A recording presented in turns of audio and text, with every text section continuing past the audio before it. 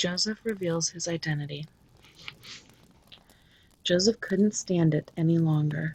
There were many people in the room, and he said to his attendants, "Out, all of you."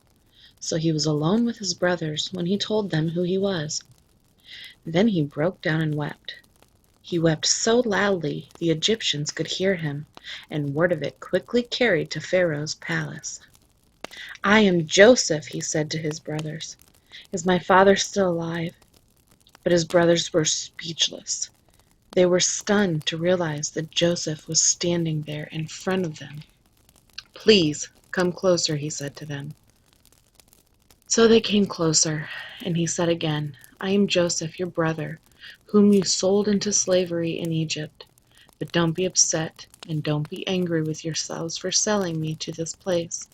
It was God who sent me here ahead of you to preserve your lives. This famine that has ravaged the land for 2 years will last 5 more years, and there will be neither plowing nor harvesting. God has sent me ahead of you to keep you and your families alive and to preserve many survivors. So it was God who sent me here, not you. And he is the one who made me an advisor to Pharaoh, the manager of his entire palace, and the governor to all of Egypt. Now hurry back to my father and tell him, 'This is what your son Joseph says. God has made me master over all the land of Egypt, so come down to me immediately.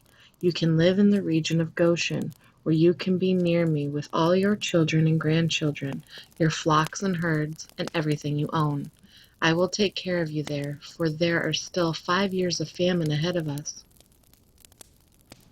Otherwise, you, your household, and all your animals will starve.' Then Joseph added, 'Look, you can see for yourselves, and so can my brother Benjamin, that I really am Joseph. Go tell my father of my honored position here in Egypt.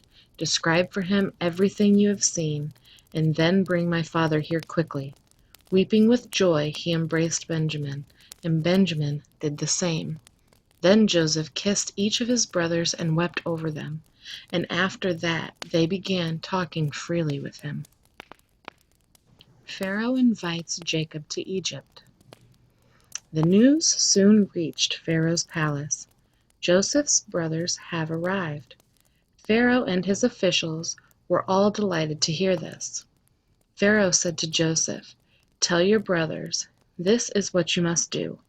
Load your pack animals and hurry back to the land of Canaan. Then get your father and all of your families and return here to me. I will give you the very best land in Egypt, and you will eat from the best that the land produces." Then Pharaoh said to Joseph, "Tell your brothers, take wagons from the land of Egypt to carry your little children and your wives, and bring your father here. Don't worry about your personal belongings, for the best of all the land of Egypt is yours." So the sons of Jacob did as they were told. Joseph provided them with wagons, as Pharaoh had commanded, and he gave them supplies for the journey. And he gave each of them new clothes, but to Benjamin he gave 5 changes of clothes and 300 pieces of silver. He also sent his father 10 male donkeys loaded with the finest products of Egypt, and 10 female donkeys loaded with grain and bread and other supplies he would need on his journey.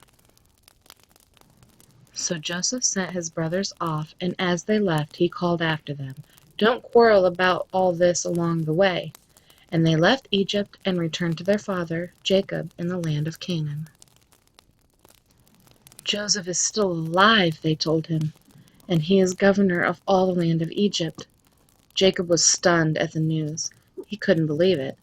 But when they repeated to Jacob everything Joseph had told him, and when he saw the wagons Joseph had sent to carry him, their father's spirits revived. Then Jacob exclaimed, "It must be true. My son Joseph is alive. I must go and see him before I die."